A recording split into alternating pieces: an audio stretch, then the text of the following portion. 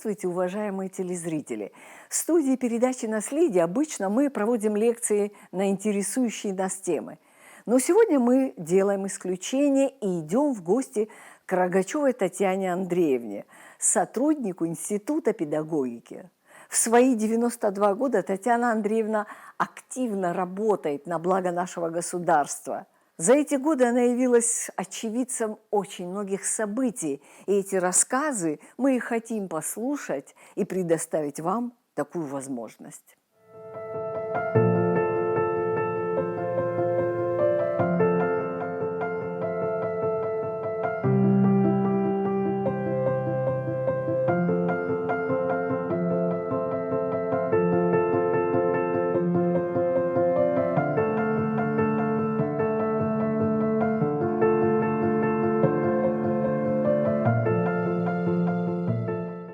Татьяна Андреевна, я знаю, что вы жили в Ткварчиле, работали вторым секретарем горкома комсомола. Расскажите нам, как вы перешли в Сухум и как вас здесь встретили. Я в Ткварчиле работала не так долго, но меня потом избрали секретарем обкома комсомола. Ткварчиле я любила. Это был маленький какой-то очень уютный город. Причем необыкновенно дружные люди жили в этом городе. Работали все кинотеатры, разные оркестры были, самодеятельность. И вообще очень дружный был народ. Все любили друг друга. И как-то уходить из Ткварчили мне не хотелось. Но вместе с тем меня избрали секретарем Абхазского обкома комсомола, и надо было немедленно явиться на другую работу. Так я оказалась. Ну что в Сухуми мне понравилось? Конечно, в Сухуми я приехала после Ткварчили, несмотря на то, что я с грустью расставалась с этим городом. Очень нарядный город, праздничный. Выйдешь из кабинета обкома комсомола, это фонтаны, это театр, это прямые улицы, которые ведут к Сухумской горе, это гостиница «Рица» и Абхазия. Это все было очень красиво. И поэтому волей-неволей приходилось перестраиваться, забывать Ткварчили и влюбляться в Сухуми. А Сухуми нельзя не любить. Татьяна Андреевна, полностью с вами согласна. Нельзя не любить Сухум. Однако говорят, что очень часто комсомольским работникам давались поручения встречать приезжающих гостей. Я знаю, что вы немало очень интересных, очень много интересных лиц встречали и сопровождали здесь, в Абхазии. Расскажите нашим телезрителям несколько таких случаев. Конечно, в это время очень много приезжало вообще гостей. Но самое главное, мне не это было важно. Мне было важно прийти на новую работу, и нужно было работать. Работать нужно было так, чтобы в обкоме комсомола этот участок работы, который я возглавляла, то есть работа со студентами, учащимися, это был круг моих обязанностей, поэтому работы было очень много. Приходилось делать то, чего никогда там не делалось, потому что у меня был немножко другой стиль, другие интересы, и поэтому приходилось много впервые проводить и слеты, экскурсии. Например, слеты пионеров ежегодно проводились, и в ресторане Абхазии потом маленькие дети отмечали праздник. Мне удалось улучшить военно-патриотическое воспитание, и поэтому мы на берегу города Гагры, на море, на морском берегу, открыли лагерь юных друзей-пограничников. Впервые я отправляла делегацию детей в Москву, победителей соревнования. Впервые я отправила 2 поезда с детьми по маршруту Минск, Таллин, Вильнюс, Москва. Это были полные поезда со своими мероприятиями, со своими праздниками, И это были хорошие экскурсии для детей. Так что приходилось много очень работать. И было работать интересно. Я знаю, что у вас были очень интересные встречи. Ну, я вспоминаю несколько встреч, можно, интересных таких особенно. Это правда, что вы танцевали с Элеонорой Рузвельт? Да, я встречалась с Элеонорой Рузвельт и танцевала с ней. Однажды поручили встретить жену президента Франклина Рузвельта, президента Америки. Дело все в том, что президента уже не было в это время в живых. Но она приехала, с ней вместе 3-4 человека, которые ее сопровождали. По всей вероятности, они путешествовали по стране и были в Сочи. Мы сидели в ресторане «Амза». Тогда это был престижный ресторан. Там был очень хороший оркестр, там была прекрасная кухня, причем под ногами, в сухом весь, в огнях. Это было интересно. И наши ребята сдвинули 2 столика, мы объединились, и шел разговор об Абхазии, об Америке, о подрастающем поколении, о детях. Разговаривали, конечно, через переводчика.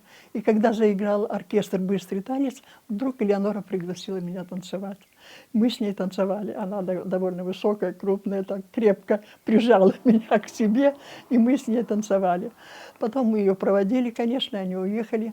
Но это была, конечно, незабываемая встреча. Еще одна встреча, которую тоже хотелось бы мне вспомнить. Однажды я сидела в обкоме комсомола у себя, позвонил Михаил Тимурович Гажба, первый секретарь обкома партии, и сказал: Татьяна Андреевна, пойдите домой, красиво оденьтесь, и к 3 часам подойдите к ресторану «Амра».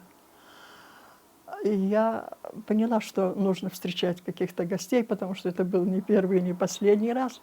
Но я была хорошо одета, поэтому до 3 часов досидела в кабинете, заработала, пошла к ресторану. Ровно в 3 подошло 2 «Волги». 2 черных «Волги». На первой «Волге» подъехали, был Михаил Тимурович Гажба, Герман Титов, космонавт Герман Титов со своей женой. На второй машине был Быков, космонавт Быковский со своей женой и с 5-летним, 6-летним сынишкой. Ну, стол был накрыт в банкетном зале. Мы пришли в банкетный зал. Сначала, как обычно, прекрасные тосты, с интересными историями, как умел рассказывать Михаил Тимурович, с ним всегда было везде интересно. А потом Герман пригласил меня танцевать. Вот когда он пригласил танцевать, мы очень долго не садились. Там было пианино, он прекрасно играл на пианино. Он играл на пианино, мы пели песни, потом мы много танцевали с ним. Было очень весело. А потом он вдруг спел одну песню на какой-то знакомый мотив, я уже забыла, но слова были такие, что гибнут космонавты, что они не возвращаются на Землю, что это, конечно, очень большая трагедия, такой трагичный. И голос у него уже был совершенно другой, это был уже другой Герман. Я тогда еще не знала, Комаров еще тогда не летал, это Комаров погиб, не смогла, корабль не смог приземлиться.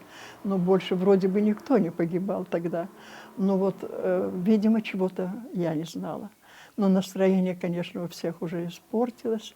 Мы уже перестали петь и танцевать, сели за стол и продолжали трапезу. То есть этот эпизод говорит о том, что вот насколько они рисковали жизнью, и он даже не смог этого скрыть. То, что вот... Да, Манана Владимировна, дело все в том, что, конечно, быть космонавтом – это очень непросто, и поэтому только выдающиеся отдельные лица, тем более это были первые космонавты, такие как Гагарин, Титов. Татьяна Андреевна, вы сейчас упомянули Михаила Тимуровича. Я бы все-таки хотела, чтобы вы рассказали этот его знаменитый эпизод для русских отдыхающих, как лечатся абхазцы. На базе нашего обезьяньего питомника проводился симпозиум по вопросу, по проблемам здравоохранения, продолжительности жизни. И на этот симпозиум были приглашены академики, там 3 академика было, доктора наук, врачи. И очень много было интересных людей из Петербурга, из Москвы, из других городов. И когда уже закончился симпозиум, для них накрыли стол в эшерах. И Михаил Тимурович, как гостеприимный хозяин, был тамадой. Ну, как всегда, его надо было слушать. И вдруг подали мамалыгу, к столу подали мамалыгу. И когда подали мамалыгу, он обратился к присутствующим и спросил: а вы знаете, что в Абхазии полностью исключено такое заболевание, как ангина? Ну, все так это не поняли, вообще, как Каким можно, образом? каким образом можно ангины. Все стали, а как, почему? Он сказал, потому что у нас национальное блюдо мамалыга. Мы мамалыгу едим в горячем виде. Если горло немножко простудило, мы едим мамалыгу, и горячая мамалыга уже горло лечит. И горло вообще никогда не болит, потому что мы едим горячую мамалыгу. Вот это он мне, вот это он мне рассказал. Но вообще у него очень много было юмора. Я была председателем общества абхазо-болгарской дружбы, и к нам приехала делегация габровцев из города Габрово, Болгарии. Я встречала эту делегацию. Считается, что Габрово самый веселый город, Да. что там очень много анекдотов ходит и Юмор много, да, габровский. смешных. И когда я была с ними, ну, они рассказывали, конечно, очень много всего, подарили мне книжку «Габровские уловки». Я об этом сказала Михаилу Тимуровичу. Михаил Тимурович сказал, дайте мне, пожалуйста, почитать. Конечно, я ему эту книжку подарила, но тогда он мне сказал, что он тоже пишет книгу. Абхазский юмор у него будет. Что вот эта книга, и он хочет посмотреть, как это написали болгары, как это в Болгарии, как у него. И я все время ждала, когда выйдет эта книга. Так я и не дождалась. Может быть, она и вышла, а может быть, она вышла на абхазском языке, а может быть, она вышла и лежит где-нибудь, но я ее, к сожалению, не читала. Татьяна Андреевна, раз мы вот тут уже говорим о таких интересных встречах, я знаю, народная молва донесла мне, что у вас была встреча с немцем, который в свое время строил Гумистинский мост. Расскажите, Да, Манна пожалуйста. Владимировна, это была интересная, конечно, встреча. Ну, когда была заместителем министра просвещения, народ приходил на прием, и ко мне на прием пришел мужчина с 2 детьми. Мальчику лет 12-13 и девочке лет 9. Пришел, и по акценту я слышу, что это не наш человек. И он потом представляется, что Гюнтер, я из Германии, я своих детей хочу определить. Я приехал на отдых, и хочу, пока я нахожусь на отдыхе, чтобы дети посещали школу на русский язык. Хочу, чтобы они знали русский язык. Ну, я детей определила в 10-ю среднюю школу. А он рассказал, что он, оказывается, пленный немец. Он воевал, мальчишкой совсем нас, говорит, призвали, мне было мало лет, но меня призвали, и потом меня взяли в плен. И вместе с другими пленными нас привезли в Абхазию. Мы строили Гумистинский мост, и я, говорит, специально приехал посмотреть, как стоит этот мост. И мы приводили в порядок набережную. Мы, говорит, благоустраивали набережную города Сухума. Вот то, что он мне сказал. Ну, мы, конечно, подружились. Потом они на 2-й год, мальчики созванивались, писали, и на 2-й год приехал к нам мальчик, сын его. Приехал, и он у меня гостил вместе с моим сыном, с Андреем. И потом уже, когда они начали нас приглашать в гости, очень настойчиво приглашали. Я не собиралась ехать, как-то очень неудобно, это не такие близкие люди, к кому можно было поехать. Но они были настолько настойчивы, ну и тем более, что мальчик их отдыхал у меня, мы все-таки согласились, поехали. Нас встретили очень тепло. Показали нам много городов, сел, показывали нам все достопримечательности Германии на машине, у них была машина. Супруга его нас очень вкусно старалась накормить, они нам комнату отдельную выделили с Андреем, и мы там в течение нескольких дней жили.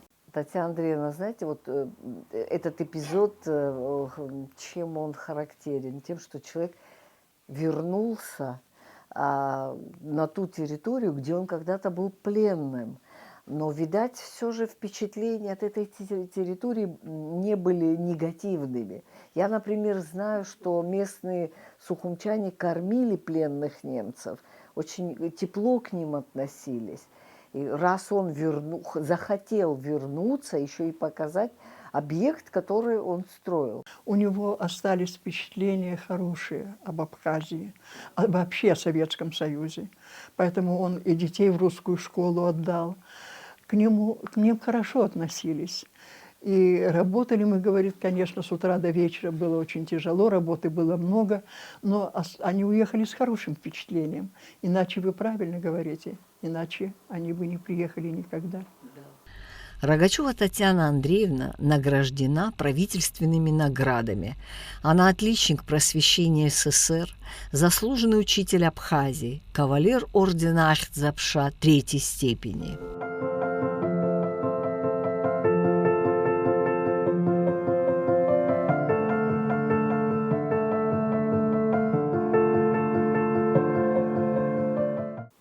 Татьяна Андреевна, ну давайте вернемся к вашей работе замминистра просвещения. Ведь вы больше 20 лет проработали, и говорят, что к вам были большие очереди.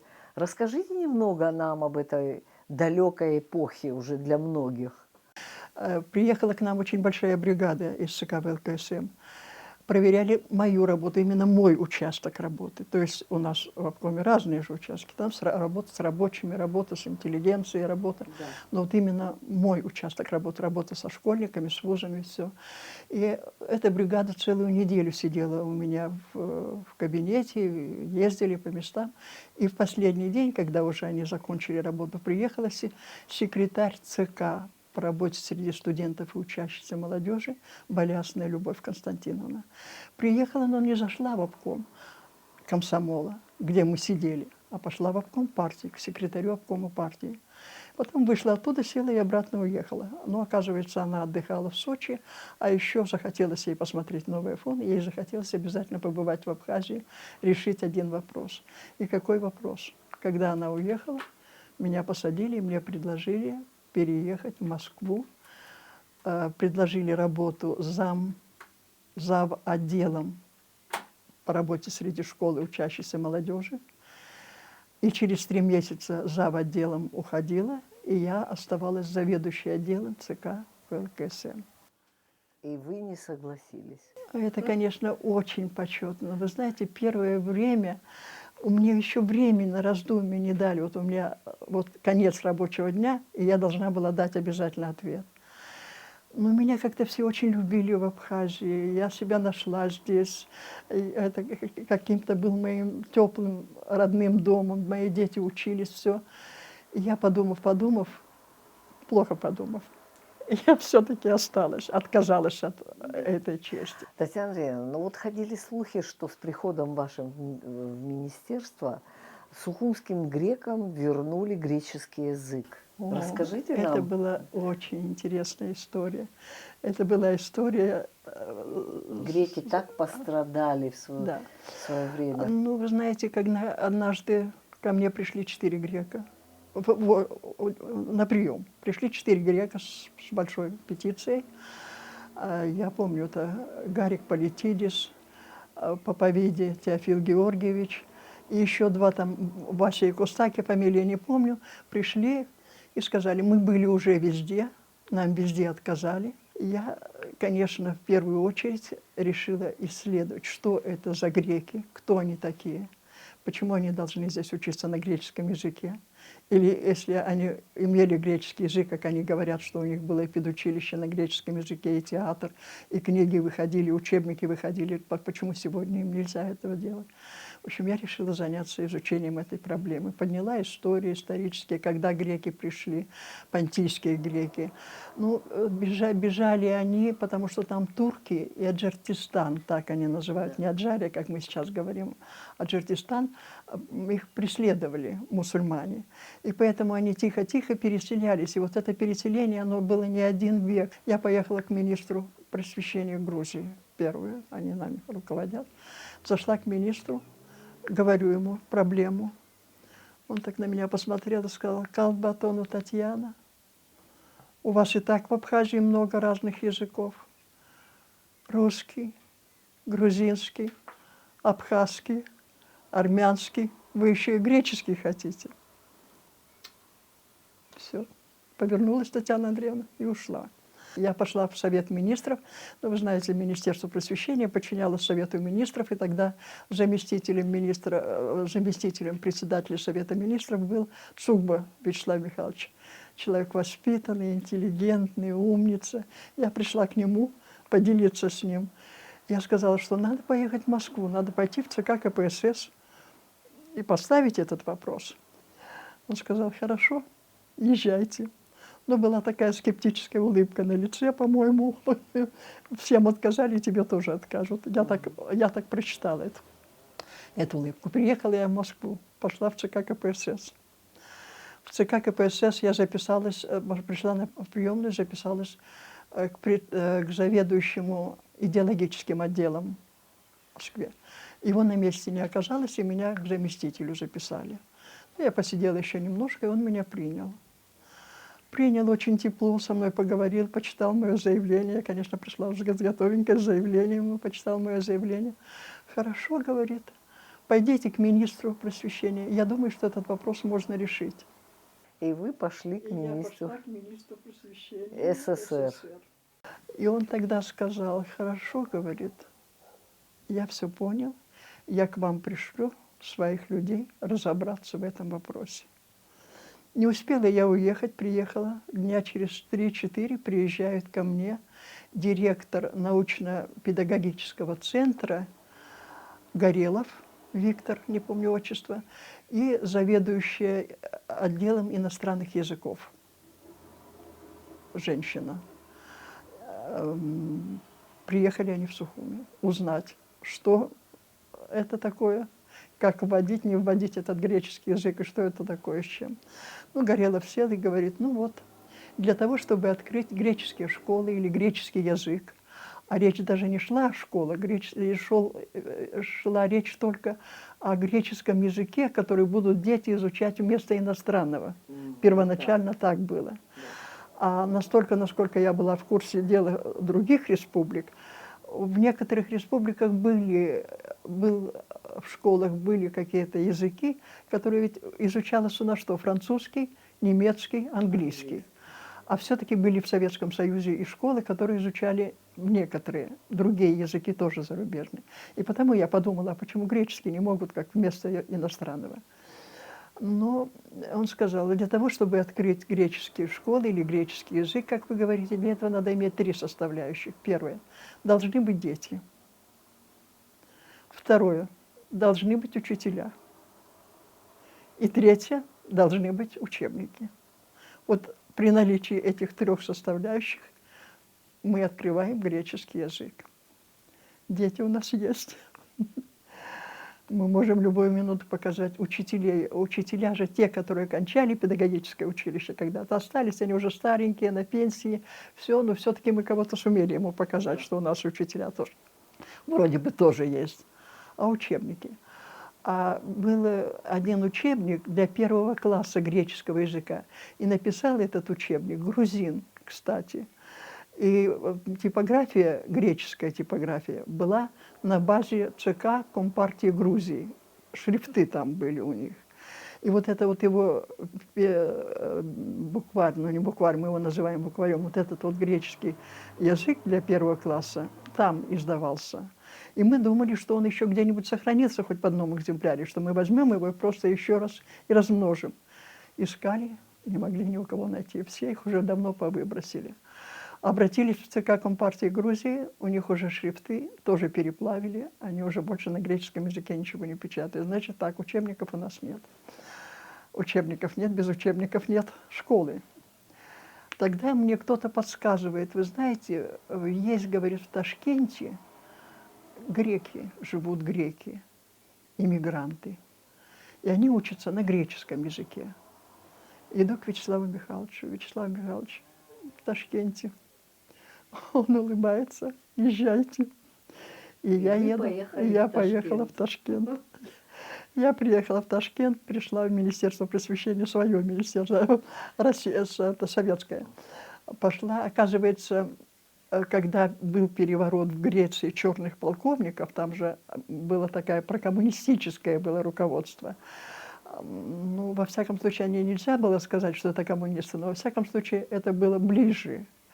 Они дружили с Советским Союзом. И потом был переворот черных полковников. Вот эти вот черные полковники, которые сейчас у власти, они выселили всех греков, кого смогли казнить, казнили, кого убить, убили. А вот эти вот греки, которые остались живы, они обратились в Советский Союз, чтобы их пустили для проживания. Они приехали в Ташкент, они там открыли свою ЦК Компартии Греции, у них там греческие школы, у них там греческое образование, в общем, все там это есть, все это там присутствует. Я теперь прихожу к министру, он мне выделяет своего заместителя, такой Джура Ганиевич, который меня сопровождал потом на протяжении всех дней с машиной. Он едет, приезжает, и идем мы ищем. Ну, для того, чтобы искать, надо было идти в ЦК. Пошли. Ну, во всяком случае, мы там учебников никаких не нашли, то есть нашли то, что нам не подошло. Вернулись ни с чем, и кто-то мне опять шепчет на ухо, что есть в Москве такая Рытова Марина Львовна, которая преподает греческий язык в МГИМО, и ее часто ЦК КПСС приглашает для того, чтобы сопровождать почетных гостей, каких-то греков.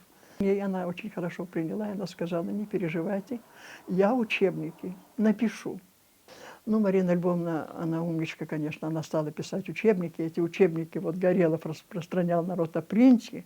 И вот эти вот ротопринтные учебники у нас пошли в школы. И ежегодно Марина Львовна Рытова в течение 10 лет на базе нашего института усовершенствования проводила семинары. Причем семинары ей приходилось проводить настолько, что даже она иногда учила их произношению, как надо произносить те или иные греческие слова. То есть этот вопрос был решен. Этот вопрос был решен. И что самое главное, ну, после этого семинары продолжались, они потом в Аджарии, потом они где-то на Украине, в Барнауле, по-моему. Все это потом продолжалось. Открыли греческий язык в Восточной Грузии, открыли греческий язык в Аджарии, греческий язык открыли в Новороссийске, в Мариуполе и так далее. И все это пошло. То есть в Сухуми подали пример этому. Да. Да. Итак, война, мы подошли к этому печальному и трагическому событию. Я знаю, что до войны у вас была встреча какая-то необычная с Мушнихвардске. Да, Манана Владимировна, это была интересная, конечно, встреча. Дело все в том, что я являлась членом актива Союза обществ дружбы с зарубежными странами в Москве. Там познакомилась я с двумя ребятами из Вильнюса, эстонцами. И эстонцы узнали, что у нас начинается вот так неспокойная жизнь. Они позвонили мне и сказали: Татьяна Андреевна, мы вам можем организовать оружие. Если вам нужно оружие, позвоните, скажите, что нужно, сколько нужно, мы вам организуем. Значит, ну понятно, что за деньги. И я растерялась совершенно, потому что войны нет. Но уже сидят там студенты, там сидят, там драки, там уже убили какого-то парня нашего. Да, митингующие. Потом весь у меня коллектив института разделился на части. Там грузины собираются, у меня в кабинете абхазцы. Я говорю: ребята, я же не абхазка, вы у нас абхазка. И все абхазцы, потому что у меня грузин не было на кафедре. А я в это время заведовала кафедрой в институте. И вы, Татьяна Андреевна, абхазка, и все собирались у меня, обсуждали это. Ну и вот когда я узнала эту новость, я просто растерялась, я не знала, куда бежать, кому сказать. А у нас в институте была гостиница для учителей, которые на курсы приезжают, и в этой гостинице временно проживали преподаватели университета, там 2 человека. Виталий Будба. Я подошла к нему и сказала ему, к кому мне обратиться, что мне сделать, вот такое положение. Он сказал: ничего, не беспокойтесь, я к вам вечером, я к вам пришлю человека, который заинтересован. И в этот же вечер, недолго не надо было ожидать, приходит ко мне молодой человек, очень симпатичный, приятный, шустренький такой. Представляется, Мушнихвардский. Мне, говорит, сказали, что вы можете достать нам оружие. Скажите, пожалуйста, что и сколько и как. Ну, он остался на весь вечер, потому что мы звонили опять в Эстонию, согласовывали с ним. Он написал список, что нужно. Этот список я передала в Эстонию. Там немного всего. И встал вопрос, кто будет привезет, кто привезет, да. Но обсуждаем. Абхазцы поехать не могут, потому что идет конфликт между абхазцами и грузинами, и неизвестно, что проверят и где задержат. Грузины тоже нельзя послать, даже если это будет очень наш грузин. Мой сын, он в это время был капитаном милиции, он говорит, ничего, поеду я. Меня не будут проверять, во-первых, потому что я работник милиции, во-вторых, потому что я не являюсь членом враждующей или конфликтной стороны. Поэтому я поеду, я все загружу, мне ребята помогут, я все загружу в вагон и привезу. Договорились обо всем, позвонили, сказали, продиктовали. 2 часа ночи. Надо домой идти, муж мне. А он спрашивает меня, а можно я останусь у вас ночевать? Вы знаете, я, конечно, до сих пор себя ругаю, как я могла его в 2 часа ночи отпустить. Но я была одна. И я неловко себя чувствовала, что чужой посторонний мужчина, который у меня просит остаться ночевать. Ну, есть же комнаты, куда? Я сказала, ну, лучше бы, если бы вы пошли. Ну, хорошо, он ушел. А утром я узнаю, что за ним идет охота, что его уже ищут для того, чтобы с ним расправиться.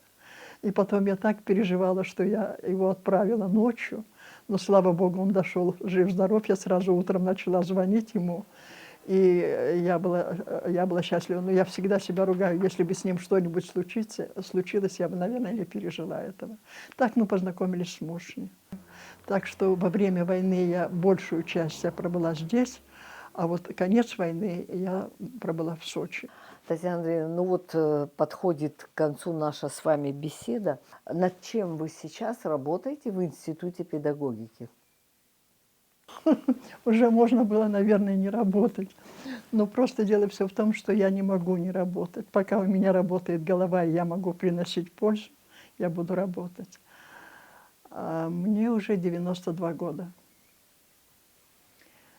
Но на протяжении всех 92 лет я никогда не оставляла работу. Даже когда, если и нечаянно болела, простужена, я работала в постели. Сейчас я работаю в Институте педагогики. К этому институту, к открытию этого института я тоже приложила свою руку, потому что после войны сразу министром тогда, министра не было просвещения, тогда было министерство, помните, Министерство культуры и просвещения объединили в одно, и министром сделали композитора. Сацба Иван Николаевич был заместителем министра, но по просвещению. И, естественно, сколько было, представьте, сколько было у него работы. Где-то сгорели школы, где-то убили директора, где-то надо собрать детей, надо все. И, естественно, я взяла тогда, пришла к нему, давайте, я говорю, открывать институт. А институт, он сказал, что у нас разошлись мнения. Он сказал, надо открывать 2 института. Один институт научный, другой учебный, чтобы усовершенствование учителей. Я была против этого, потому что надо создать один хороший институт, собрать туда лучшие кадры педагогов, ученых, и там же сделать отдел, который бы занимался вопросом повышения квалификации. Ну, я пошла к Воронову по этому вопросу. Он меня очень тепло встретил, спросил, не обижают ли меня, кто на меня обидишь. Ну, пошутили, потом он сказал, ну, все, выслушал, все, если что-нибудь нужно, приходите, но этим вопросом я не занимаюсь, вам нужно подойти к Гагуле. Я пошла к Гагуле. Пришла на прием, он тоже меня очень тепло встретил, ничего не могу сказать, это очень внимательные люди совершенно. Он меня так встретил, и я ему сказала, почему я к нему пришла, что институт надо немедленно открывать, у детей учебников нет, программ нет. Курсы они не проходят уже давно, все уже изменилось за эти годы, то есть нужно немедленно решать этот вопрос. Он сказал, хорошо, вы начертите, пожалуйста. Ну, я ему сказала, вот у меня расхождение с министром просвещения, ну, с Ваней Сацба. А он сказал, вы принесите мне, вот нарисуйте мне, что вы видите, как вы видите институт, и приходите. Он посмотрел мою схему, сказал, Иван Николаевич, в это время пришел Сацба. Но он его тоже выслушал, но сделал все так, сделал этот институт без этого отдела. То есть с тех пор у нас очень долгое время передали это университету, открыли там деканат повышения квалификации, но это все было уже не то. Раньше у нас институт был повышения квалификации, усовершенствования. У нас там и кафедра была, и отделы были. И теперь просто создать отдел какой-то в университете, причем будут читать лекции люди не совсем подготовленные, потому что мы знаем учебники, мы знаем программы, мы пишем учебники, мы составляем программы, мы пишем методические пособия. Все это мы делаем для учителя. А, конечно, университет этим не занимается, это не его в поле деятельности. Ну, потом, в конечном итоге, все-таки он открыл, и очень быстро решился этот вопрос. Я сначала заведовала кафедрой педагогики и психологии там. Кстати, несколько месяцев я работала заведующей кафедрой. Я тогда же написала проект закона об образовании Абхазии. А до сих пор этот закон не утвержден. Я его не передала. Я когда ушла с кафедры, потом кафедру закрыли, я перешла заведующей отделом русского языка и литературы. И работала все время заведующей отделом русского языка и литературы. Ну и сейчас я уже перешла и работаю главным научным сотрудником. Над чем мы работаем? Дело в том, что, работая там, мы издали уже учебники для 5, 6, 7, 8, 9 и 10 класса. 10-й двухтомник вышел. Это неплохие учебники, и уже дети по ним занимаются довольно давно. Но у меня, конечно, к учебникам, ну, прежде чем сказать, что к учебникам претензий, в это время мы же русской литературой занимаемся с учетом стандарта Российской Федерации. Они пишут стандарты по русской литературе, мы берем эти стандарты, и из этих стандартов составляем свои стандарты, делаем то, что возможно для наших детей. Причина, потому что у них, например, в 10 классе 4 часа на литературу, а у нас только 2. Наши дети этого не смогут, просто из-за отсутствия времени. Ну вот, сейчас вышел новый стандарт. Я сейчас работаю над новым стандартом. Стандарт я сдам в июне месяце, 22 июня. И после этого я буду работать над новой программой. Но я не одна работаю, вместе со мной работает Ирина Вардания и Диана Гущан. Мы работаем втроем, будем работать над новой программой. Какие претензии у меня к учебникам? А потом, после программы будет готова, мы ее утвердим и будем работать над новыми учебниками. Почему нам нужны новые учебники? Конечно, я бы сказала, не совсем, может быть, новые, потому что основная литература пойдет та же. Но это будут усовершенствованные учебники. Сейчас, когда будет готова вот эта программа, она будет до конца года разработана нами, до конца этого календарного года. И тогда в будущем году мы начнем снова работать над учебниками. Татьяна Андреевна, ну, так получилось, что вы, так судьбой вам было уготовано в 2 разных периодах жизни нашего государства. Советский период, вам довелось работать активно. И вот в нынешний период, не знаю, как его назвать, постсоветский. Скажите, пожалуйста, в 92 года писать учебники, так, говоря молодежным языком, это круто. Потому что в полной активной такой форме вы, это здорово. Но все же, вот с учетом того, что вы свидетель разных периодов, какой вы видите Абхазию в перспективе? Я только одна ремарка. Учебники буду писать не я одна. Я просто буду в составе авторской. Да. Я смотрю на сегодняшнюю школу. Я смотрю на сегодняшнее воспитание детей. Я смотрю на те идеалы, которые у нас порой бывают.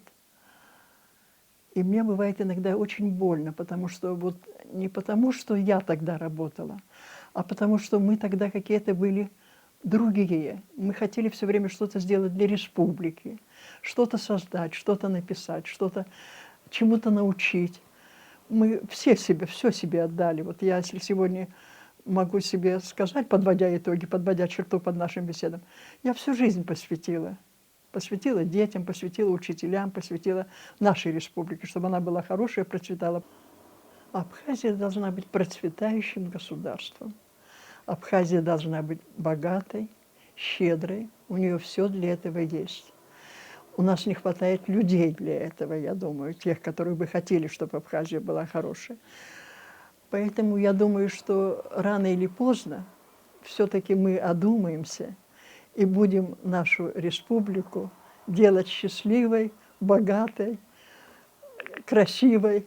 Татьяна Андреевна, позвольте мне от своего лица и от лица наших телезрителей поблагодарить вас, пожелать вам самого хорошего. Спасибо вам за, во-первых, ваш труд. Очень хочется пожелать вам не только здоровья, но и успехов в творчестве, потому что творчество продолжается в вашей жизни. Спасибо.